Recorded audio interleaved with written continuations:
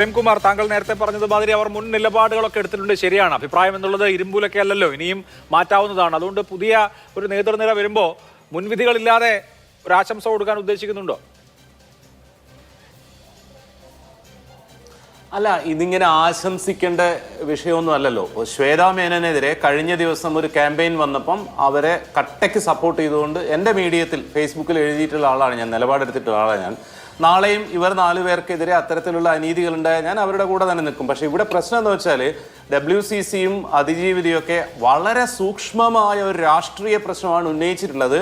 അതാണ് കേരളത്തിലെ സർക്കാർ സപ്പോർട്ട് ചെയ്തിട്ടുള്ളത്. അതിനെയാണ് കേരളത്തിലെ 99% വരുന്ന ജനങ്ങളും സപ്പോർട്ട് ചെയ്തിട്ടുള്ളത്. നമുക്കറിയാം, അതിനുശേഷം സകല PR വർക്കുകളും നടത്തിയിട്ട് പോലും ആ കേസിലെ കുറ്റാരോപിതന്റെ ഒരു സിനിമ പോലും നിലം തൊട്ടിട്ടില്ല കേരളത്തിൽ.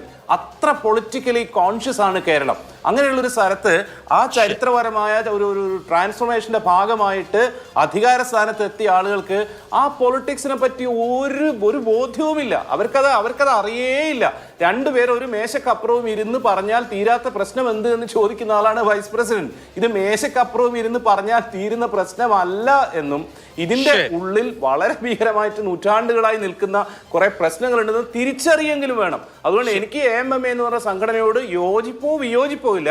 പക്ഷെ ഇത് സ്ത്രീ സ്വാതന്ത്ര്യത്തിന്റെ വിജയമാണ് എന്ന് വിശ്വസിക്കുകയും ആഘോഷിക്കുകയും ചെയ്യുന്ന ആളുകളോട് മാത്രമേ എനിക്ക് വിയോജിപ്പുള്ളൂ. ഇവരോട് എനിക്ക് യാതൊരു വിയോജിപ്പില്ല. അവരുടെ സംഘടന ലയൺസ് ക്ലബിനോട് നമുക്ക് വിയോജിപ്പില്ലാത്ത പോലെ AMMയോടും വിയോജിപ്പില്ല. എന്റെ വിയോജിപ്പ് ഇത് വലിയൊരു മുന്നേറ്റമാണെന്ന് തെറ്റിദ്ധരിക്കുന്ന ആളുകളോട് മാത്രമാണ്. ശരി.